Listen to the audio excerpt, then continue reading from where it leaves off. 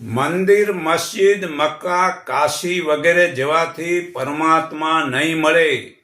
આમ ફરવા બારે જવાથી નહીં મળે, અને ખાલી આમ બેસી રહેવાથી પરમાત્મા નહીં મળે, કે ખાલી મૂર્તિઓને પૂજવાથી પણ પરમાત્મા નહીં મળે. સર્વવ્યાપી છે આ પરમાત્મા. શોધવા શા માટે બહાર જાઓ છો? જંગલમાં જવાથી, ગંગા વગેરેમાં સ્નાન કરવાથી તે પરમાત્મા નહીં મળે. સદગુરુ વિના પરમાત્મા મળે નહીં. શા માટે આમ ધક્કા ખાવ છો?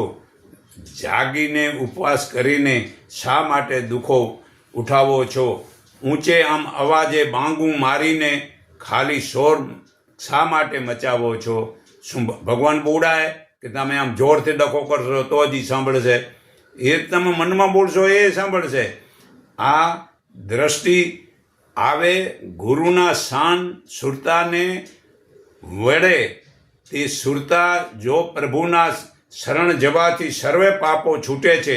હે અર્જુન, તું સર્વ ધર્મો છોડીને તું મારા એકના શરણે આવ, હું તને સર્વ પાપોથી છોડાવી. પણ તું મોજ શોખ છોડી દે તો આ ગીતા અધ્યાય 18:66 પુરાવો છે.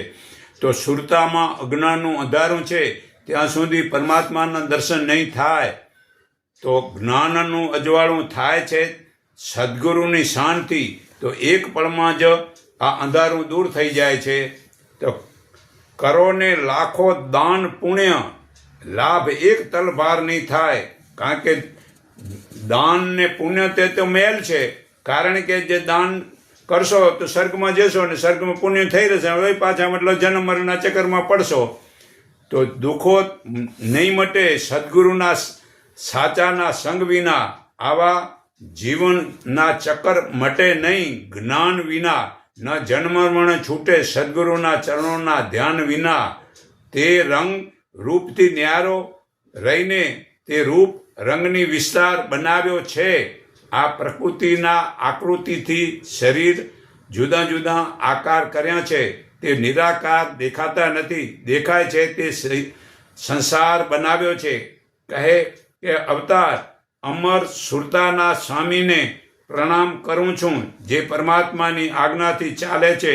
આ સૂર્ય, ચંદ્ર અને તારાઓ જેના હુકમથી ધરતી ટકે છે, અને જે વરસાદની ધારાઓ ઉપરમાં આવીને આગ બનાવી શાંત કરે, તે આગને વાયુ જીવ આકાશમાં ચલાવે છે, ફેરવે છે. નવદ્વારને પોતે છુપાઈ સવાઈ નચાવે છે. સૌનું રચી લીલા છે તે નિરાકાર